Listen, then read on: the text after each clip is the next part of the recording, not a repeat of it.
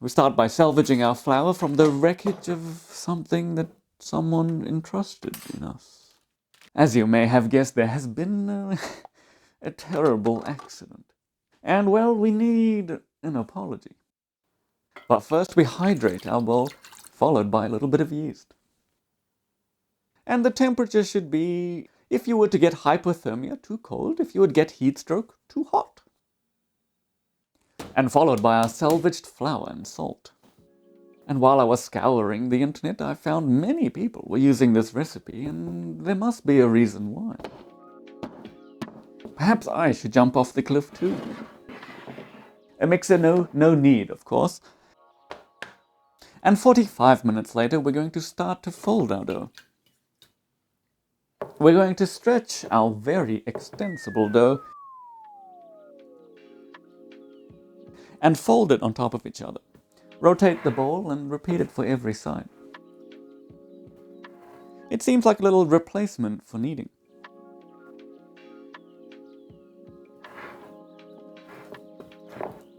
The dough is a little bit of a tighter ball now, but it'll relax as we let it rest for another 30 minutes. And now we simply repeat the process with our dough becoming ever so slightly less extensible.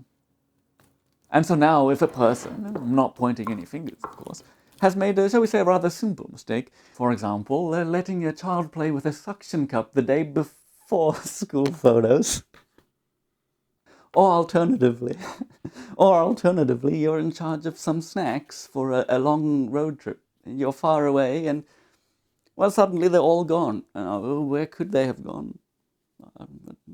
Look, all we know is that a nice ciabatta is going to smooth out this little journey of apology, our process of penance. And by our third and final fold, the dough should be feeling very airy, moussey. The dough is looking a little bit like a foam.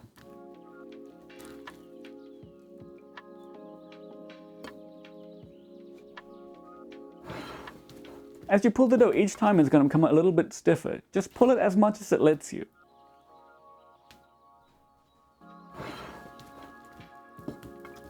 Don't try to overstretch it if it tightens up. It's going to get a little bit shorter and shorter each time. Let it be what it wants to be. And what you want it to be, too. One final rest. The dough should be looking rather airy. And we apply a little bit of powder to its nose.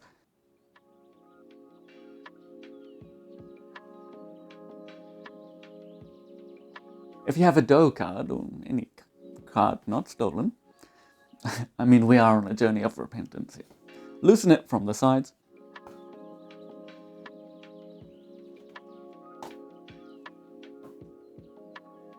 And it'll drop right out of there in a few seconds. And now this is the hard part where you need patience.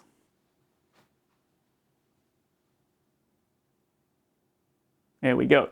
And so a little bit of flour on the top, and now we're going to shape it.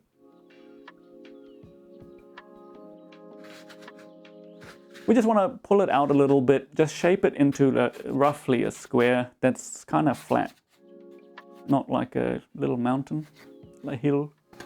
Imagine you're trying to play like a basketball game. You don't want it to be like a little hill roll off the sides.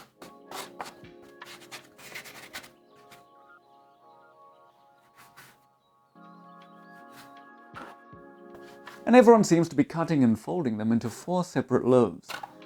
Should we hold ourselves? Should we chain ourselves to what everyone's doing? Of course not, but we'll deal with that later. And so the dough has a little bit of a separation anxiety here, so just make sure, give it a good distance. And liberally flour the edges. And now we will flip them onto a floured tea towel.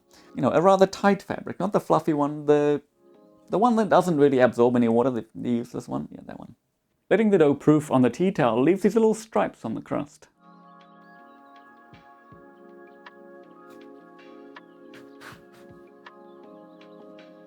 And so when I saw people doing this, I thought, this kind of seems like a lot of effort. Can't I just parchment paper? But when I baked the bread, it didn't really rise all that much, and it had all these little holes at the bottom. Look a whole lot like it trapped the gas underneath instead of forming a nice seal. So you probably do it. After a final proof of half an hour, we can flip it onto a bit of parchment paper, and a neat little trick from Emma's channel is to put it on a drying rack.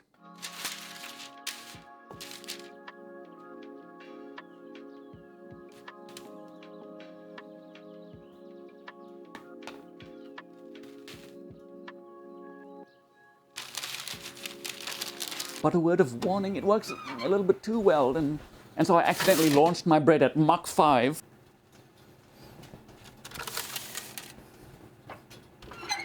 Into a steamy oven with a little bowl of boiling water.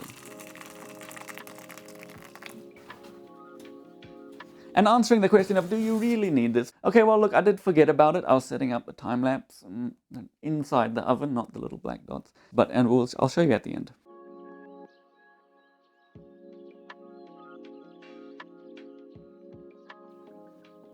A perfect little slipper for a sandwich. Dare I say, there are some mistakes that need a larger apology.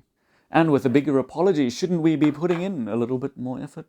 Taking a little bit more time, having a more robust flavor. Equal weights of our water and flour with a sprinkle of yeast.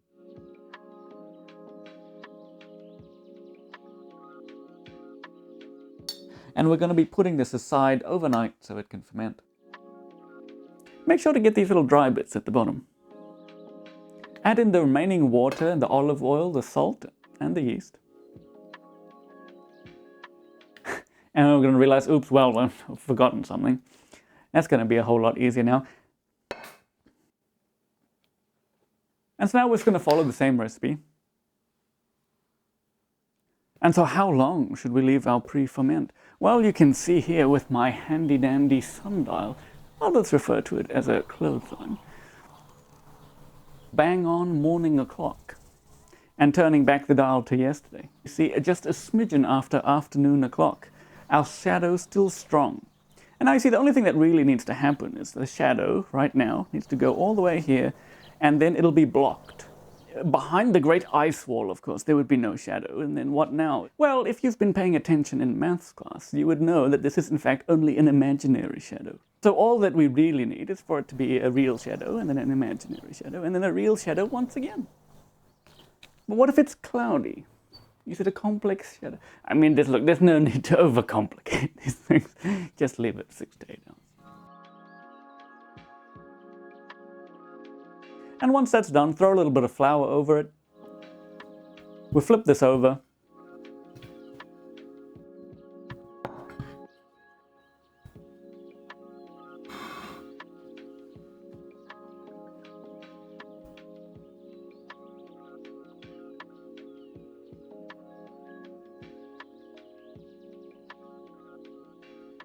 You can really see the gluten structure once you flipped it over. It looks like a little alien planet, maybe.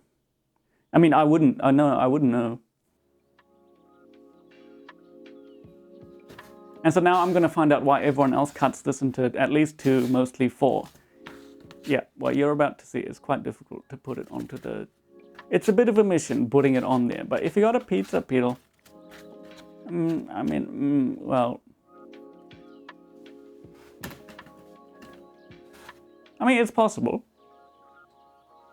Well, look, we're going to have to push the boundaries a little bit here to really show our sincerity with our apology.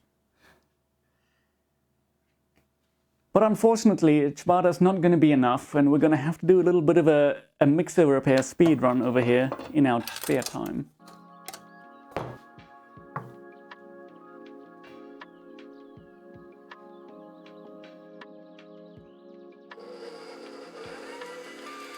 And to the untrained ear, it sounds nearly indistinguishable.